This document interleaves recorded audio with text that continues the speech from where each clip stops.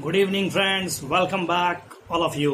आप सबों का हार्दिक अभिनंदन है मेरे इस यूट्यूब चैनल में। लगातार मैं आपको अलग अलग और महत्वपूर्ण टॉपिक से परिचय करा रहा हूं, उसके बारे में जानकारियां प्रदान कर रहा हूं। अगर आपको मेरा चैनल अच्छा लग रहा है तो आप मेरे चैनल को सब्सक्राइब जरूर करें और इसे आगे बढ़ाएं ताकि ये चैनल थोड़ा सा पॉपुलराइज हो।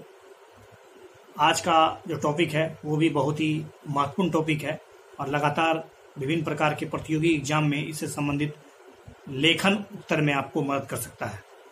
चलिए, टॉपिक का नाम है कमिश्नरी सिस्टम।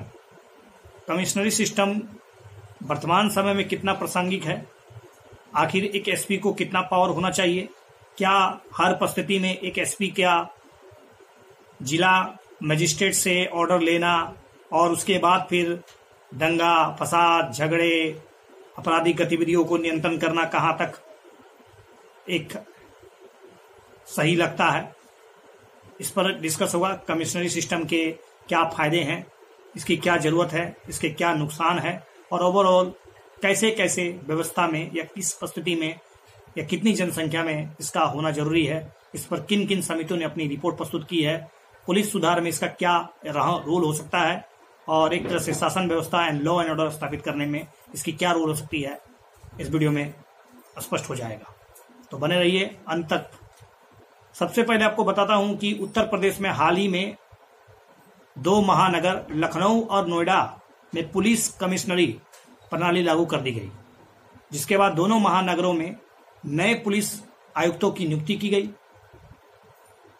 इस प्रणाली के अंतर्गत होता क्या है कि आयुक्तों को अतिरिक्त उत्तरदायित्व, एक्स्ट्रा पावर या कहे तो एक्स्ट्रा रेस्पॉन्सिबल, एक्स्ट्रा जिम्मेदारी के साथ साथ कुछ दांडिक शक्तियां अर्थात मैजिस्ट्रेशियल पावर जो मैजिस्ट्रियल पावर होता है उसे प्रदान कर दी जाती है। सरकार के अनुसार इन दो महानगरों में इस प्रणाली को लागू करने का सीधा उद्देश्य था, एक तो इसकी जनसंख्या बहुत बड़ी हो गई है, लॉ एंड ऑर्डर भी इसका बहुत संभालना आसान नहीं हो रहा है। तो बात करेंगे ये दो राज्य, तो ये मतलब दो जिले तो ठीक है, लेकिन क्या भारत के और भी राज्यों में ऐसी व्यवस्था है? और विश्व के तमाम देश में अलग अलग महानगरों में ऐसी व्यवस्था की कितनी जरूरत है और देश का क्या रिकॉर्ड है, ऐतिहासिक पृष्ठभूमि इसका क्या है? देश के कई राज्यों के अतिरिक्त विश्व के कई जितने भी प्रगतिशील देश हैं उसमें भी पुलिस कमिश्नरी सिस्टम यानी कानून व्यवस्था को बनाए रखने के लिए कमिश्नरी व्यवस्था का बहुत ही इफेक्टिव ढंग से प्रयोग होता रहा है और बेहतर भी माना गया है। इसके साथ साथ वर्ष 1983 में जारी छठी राष्ट्रीय पुलिस आयोग report, national police commission report में कहा गया था कि 10 लाख से अधिक आबादी वाले महानगरों के लिए इस प्रणाली को आवश्यक है। इसके लिए जरूरत है कि 10 लाख या से अधिक आबादी हो जाए तो आप इस व्यवस्था को स्थापित कर सकते हैं। तो लेट्स सी, इसके कुछ मुख्य बिंदु समझ लेते हैं कि इस व्यवस्था में होता क्या है। इससे पहले देखिए संविधान में क्या इसका जिक्र है क्या नहीं। देखिए, जिला स्तर पर विधि व्यवस्था की वर्तमान प्रणाली अभी क्या है। भारतीय संविधान, जैसा कि आप जानते हैं कि संविधान के 7वीं अनुसूची में विषयों का बंटवारा किया गया है, अर्थात संघ सूची, राज्य सूची, समवर्ती सूची, कौन कौन से विषय किस क्षेत्र में आते हैं, कौन उस पर कानून बना सकता है, यह स्पष्ट बंटवारा किया गया है। ठीक उसी के अनुसार अगर भारतीय संविधान के 7वीं अनुसूची के प्रविष्टि 1 और 2 का अध्ययन किया जाए तो उसमें लोक व्यवस्था और पुलिस जो है वो राज्य सूची के अंतर्गत आता है, अर्थात उसमें कुछ भी बदलाव हो, कुछ भी नए कानून हो, कुछ भी संशोधन हो तो वो राज्य को पावर दिया गया है कि उसमें कोई संशोधन कर सकते हैं। तो इस मामलों में ध्यान दिया जाए तो कानून बनाने या कानून में संशोधन करने का या विभिन्न समितियों या आयोगों की सिफारिश को लागू करना हो भी तो राज्य को अधिकार है, राज्य ऐसा कर सकते हैं। अगर आजादी के बाद देखा जाए तो लगभग सभी राज्यों में जिला स्तर पर विधि और व्यवस्था बनाए रखने के लिए, उसका संचालन करने के लिए एक तरफ डिस्ट्रिक्ट मजिस्ट्रेट होता है तो दूसरी तरफ एसपी होता है। डिस्ट्रिक्ट मजिस्ट्रेट और एसपी दोनों के बीच बेहतर कोऑर्डिनेशन होता है, अर्थात ओवरऑल कह सकते हैं कि कानून व्यवस्था, लॉ एंड ऑर्डर स्थापित करना, ये सब जो है एक डुअल सिस्टम के तहत चलता है। जिसमें डुअल सिस्टम ऑफ कंट्रोल प्रणाली होती है। मतलब ओवरऑल कह सकते हैं कि नियंत्रण की दोहरी व्यवस्था हमारे अधिकांश जिलों में अब तक चल रही है। जिला स्तर पर शांति व्यवस्था बनाए रखना हो, अधिकारों के दुरुपयोग हेतु नियंत्रण स्थापित करनी हो, तो इस व्यवस्था को हम लोग नियंत्रण और संतुलन सिद्धांत भी कह सकते हैं, चेक एंड बैलेंस थ्योरी। इसके आधार पर ही हम लोग अभी तक अधिकांश राज्यों में यह व्यवस्था चल रही है। इस व्यवस्था के अंतर्गत क्या होता है, पुलिस जो होता है ना, विषम परिस्थिति में, जैसे दंगा है, कर्फ्यू है, उस समय क्या होता है, वो जिला अधिकारी के आदेश का इंतजार करता है और उसके बाद कुछ कार्रवाई करता है। धारा 144 का प्रयोग करना हो तो भी जिला मजिस्ट्रेट को अनुमति लेना पड़ता था और लेना पड़ता भी है। बहुत से जिलों में अभी ऐसा है ही, वर्तमान में ऐसा चल रहा है। लेकिन हम लोग बात करेंगे कि कमिश्नरी प्रणाली में क्या होता है, आखिर इसमें क्या बदलाव हो जाता है। देखिए, इस प्रणाली के अंतर्गत पुलिस और कानून व्यवस्था की सारी शक्तियां, law and order and policing जो होता है, वो सारी की सारी शक्तियां पुलिस आयुक्त यानी कमिश्नर ऑफ पुलिस के पास आ जाती है। तथा पुलिस जो होता है यानी पुलिस आयुक्त, एसपी कह सकते हैं आप, इंटीग्रेट पुलिस कमान का प्रमुख हो जाता है, पूरे तरह से पुलिस का मुखिया हो जाता है वो। कमिश्नर प्रणाली में पुलिस आयुक्त अपने कार्य क्षेत्र में कानून व्यवस्था तो बनाए रखेगा ही और अपने निर्णयों के लिए वे राज्य सरकार के प्रति उत्तरदायी होगा। इस प्रणाली में दंड प्रक्रिया संहिता अर्थात code of criminal procedure CRPC के तहत कुछ मामलों के अंतिम फैसला लेने का जो अधिकार है वो चला जाता है पुलिस आयुक्त के पास। जैसे कि CRPC की धारा 107 से 116, 144, 145 ये सारे के सारे पावर SP के पास चले जाते हैं, ठीक है, और वो इसका अंतिम फैसला ले सकता है और उसके प्रति वो जवाबदेही भी होता है। CRPC की धारा 20 के तहत पुलिस आयुक्त को दंडाधिकारी की शक्तियां, जबकि अपर आयुक्तों को CRPC की 21 धारा के तहत कुछ मामलों में दंडाधिकार की विशेषाधिकार प्राप्त हो जाता है। कमिश्नर प्रणाली में पुलिस आयुक्त को अपने कार्यक्षेत्र के सीमा के अंदर लाइसेंस जारी करने का अधिकार भी मिल जाता है। जैसे शस्त्र लाइसेंस, आर्म लाइसेंस बोलते हैं, गन रखना है तो इसका ऑर्डर तो आपको जनरल अगर व्यवस्था है तो आपको मजिस्ट्रेट से ऑर्डर लेना पड़ेगा। लेकिन अगर कमिश्नरी सिस्टम है तो आप पुलिस आयुक्त से इसका लाइसेंस ले सकते हैं। इसके अलावा बार का लाइसेंस लेना हो तो कुछ ऐसे पावर या लाइसेंस जारी करने का पावर कमिश्नरी सिस्टम में पुलिस आयुक्त के पास चली जाती है। पुलिस आयुक्त के पास क्षेत्र के किसी भाग में विशेष प्रकार का आयोजन, कोई सांस्कृतिक कार्यक्रम हो, कोई कॉन्सर्ट हो, कोई विरोध प्रदर्शन हो, कोई धरना देना हो इत्यादि का अनुमति देने या ना देने का अधिकार भी मिल जाता है। ये सारे पावर जनरल व्यवस्था में डिस्ट्रिक्ट मजिस्ट्रेट के पास होता है। इसके साथ ही साथ विशेष परिस्थिति में बल प्रयोग करना, संवेदनशील मामलों में रासुका जैसे राष्ट्रीय सुरक्षा कानून, जिसको हम लोग इंग्लिश में बोलते हैं नेशनल सिक्योरिटी एक्ट 1980 या फिर गैंगस्टर एक्ट के तहत विभिन्न धाराओं का प्रयोग करने के लिए पुलिस आयुक्त का आदेश ही अंतिम और सर्वमान्य हो जाता है। तो भारत में ये तो हो गया जनरल बातें कि कमिश्नरी सिस्टम में क्या क्या होता है।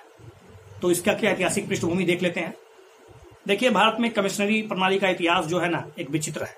आज भी देश में पुलिस तंत्र का जो आधार है ना, वो स्वतंत्रता के पूर्व ब्रितानी साम्राज्य से जो हमको मिला है 1861 का Indian penal code, the police act 1861 वही है, उसी को हम लोग ढूंढ रहे हैं।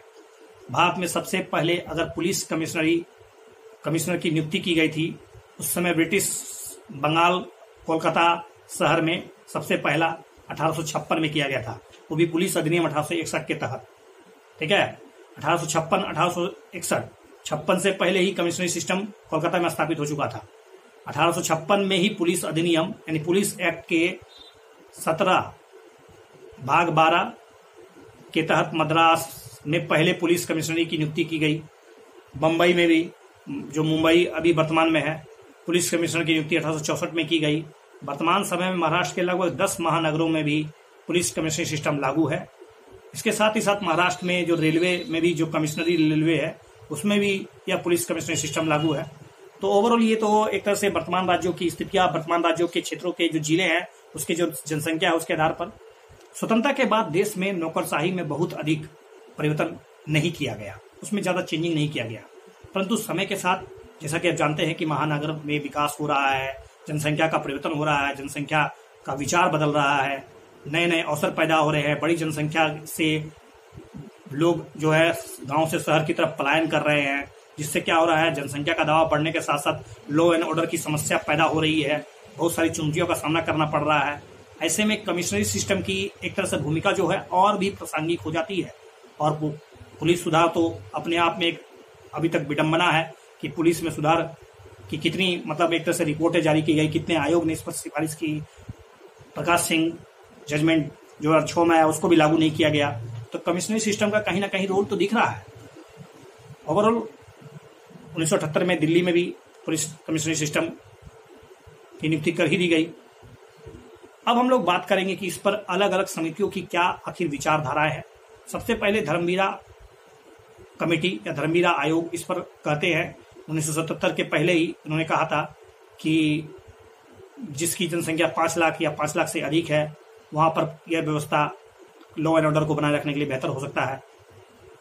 फिर 2000 में पद्मवैया समिति आया, उसने भी पुलिस सुधार के साथ साथ बड़ी जनसंख्या वाले महानगरों के लिए पुलिस कमिश्नरी व्यवस्था की बात की। फिर 2005 में केंद्रीय गृह मंत्रालय के द्वारा पुलिस तंत्र में सुधार के लिए एक आयोग का गठन किया गया था। उस आयोग के ड्राफ्ट में भी यह बात लिखी गई थी कि 10 लाख या 10 लाख से अधिक जनसंख्या जहां है वहां पर पुलिस कमिश्नरी व्यवस्था की बात या मतलब इसके बारे में सोचा जा सकता है और इसकी जरूरत भी है। आखिर हम लोग इतनी फोकस क्यों कर रहे हैं, कमिश्नरी सिस्टम का जरूरत क्यों है? देखिए वर्तमान समय में ना महानगरों की जनसंख्या बहुत तेजी से बढ़ रही है और प्रशासन और प्रबंधन का भार भी तो बढ़ रहा है और स्पष्ट है कि जनसंख्या का भार महानगरों में अन्य कारकों से जुड़ रहा है। आए दिन प्रतिदिन लॉ एंड ऑर्डर की समस्या, रेप, बलात्कार, साइबर अपराध, तरह तरह की गतिविधियां अक्सर आपको सुनने मिल सकती है, जिससे के कारण ये चुनौतियां और भी उभर कर आ रही है। ऐसे में पुलिस तंत्र का इंटीग्रेट होना अति आवश्यक हो गया है। प्रशासन की दोहरी व्यवस्था में नुकसान क्या है कि उत्तरदायित्व कहीं और है, शक्ति किसी और के पास है, तो उत्तरदायित्व जिलाधिकारी के पास और एसपी द्वारा साझा किया जाता है। तो there is a lack of coordination between them.